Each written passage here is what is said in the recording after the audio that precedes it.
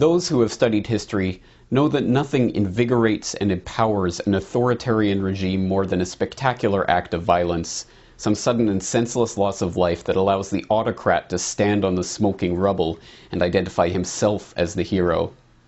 It's at moments like this that the public, still in shock from the horror of the tragedy that has just unfolded before them, can be led into the most ruthless despotism that now bears the mantle of security. Acts of terror and violence never benefit the average man or woman. They only ever benefit those in positions of power.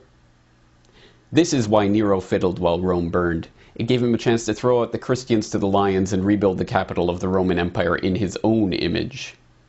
This is why Hearst and the warmongers of the emerging American Empire were delighted by the destruction of the USS Maine in Havana Harbor in 1898. It gave them the excuse they needed to rouse the public into supporting the Spanish-American War. This is why Israel attacked the USS Liberty in 1967 during the Six-Day War, strafing and torpedoing it relentlessly for hours in a vain attempt to send it to the bottom. The Israelis believed that the loss of the Liberty could be blamed on Egypt and draw the Americans into war. This is why there are hundreds of documented examples of government staging attacks in order to blame them on their political enemies. In every civilization, in every culture, in every historical period, authoritarians have known that spectacular acts of violence help to further consolidate their own power and control. And sadly, throughout history, there have been all too many willing to allow attacks to occur, to pretend that attacks have occurred, or even to attack their own population in order to further their political agenda. To think that such staged provocations and false flag attacks no longer occur would be as unrealistic as believing that human nature itself has changed, that powerful people no longer seek to increase their power, that influence is never used for deceit or manipulation, that lies are no longer told to satisfy greed or slake the thirst for control. It is to believe that our society is immune from those things that we have seen in every other society, in every other era. In short, it's a dangerous delusion. The people are once again learning the power of this delusion. They are learning the extent to which they have been lied to. They are once again studying their history. The Russians are learning how the FSB was caught planting bombs in Moscow in 1999 during a terror scare that swept Putin into power and stirred the public into supporting the Second Chechen War. They are learning how their autocratic ex-president came to power campaigning on the graves of those his old FSB cronies had killed. The Israelis are learning how Mossad has been caught time and again posing as the very Muslim terrorists they claim to be opposing. They are learning how Israel uses the specter of terror to further extend their blank check drawn on American funds to expand their police state at home and maintain their hardline stance, the world's sixth largest nuclear superpower supposedly threatened by the possibility that one of their neighbors may one day obtain a single nuclear weapon. The British are learning how their SAS officers were caught dressing up as Arabs in Iraq, driving around with trucks full of munitions, shooting at police to stir up ethnic tensions, and ensure that permanent bases could be built in the region. They are learning how Harun Aswat, the supposed mastermind behind the 7/7 bombings, was working for British intelligence.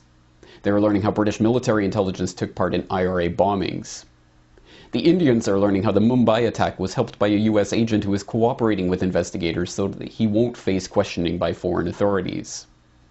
The Canadians are learning how their own provincial police dressed up as protesters in 2007 and threatened violence against other police in order to force a crackdown on peaceful protests. And the Americans.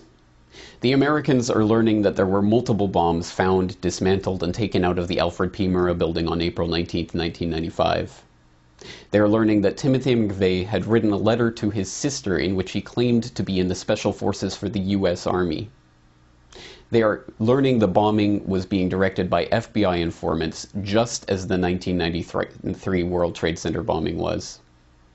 They are learning about 9/11 and the Gulf of Tonkin and Operation Northwoods and their own Army counterinsurgency manuals that teach officers how to commit false flag attacks to blame on their enemies. In short, the people are learning the truth. And now we see the same build-up to a false flag event taking place that we saw in 1995. At that time, the US had a corporate media desperate to fling mud at anyone concerned by the actions of their government, and it had a government that was desperately unpopular. Today, we see the exact same factors at play. If anything, the situation today is worse than it was in the run-up to the Oklahoma City bombing, with media consolidation meaning that groups of concerned citizens like the Oath Keepers are being attacked by the controlled minions on both the left and the right. And now it is not just the militia that is being demonized by the establishment.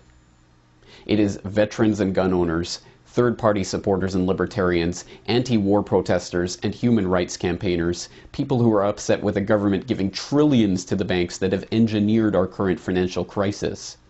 In short, everyone is now a potential terrorist according to the governmental and media agencies that deign to limit our range of acceptable opinion and control dissent. Even the word terrorist means something more than it did back in 1995. Now, after the false flag attack of 2001 allowed the passage of the Patriot Act, after the boogeyman of Al-Qaeda gave the NSA the opportunity to announce that they were collecting everyone's emails and everyone's telephone calls, after the former White House press secretary came out and admitted that the Bush administration had made up terror threats in order to scare the people into supporting the government, now we know what the real definition of terrorism is. It is governments scaring their own populations into line. But there is something else that's different now from what it was in 1995. The people are learning something else about terrorism.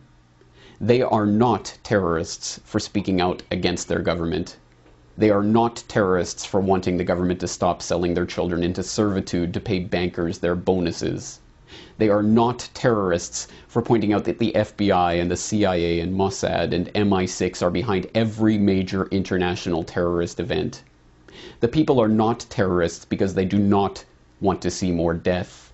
They do not want more destruction. The spilling of the blood of their fellow citizens is not in their interests. Death and destruction only ever serve the governmental and financial and industrial interests who always grow in power and wealth in the wake of every tragedy.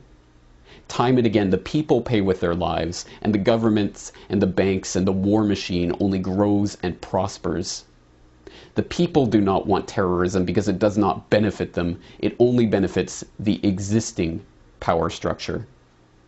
And this time, if there is another staged event to blame on the government's enemy of the day, the people will know who to blame.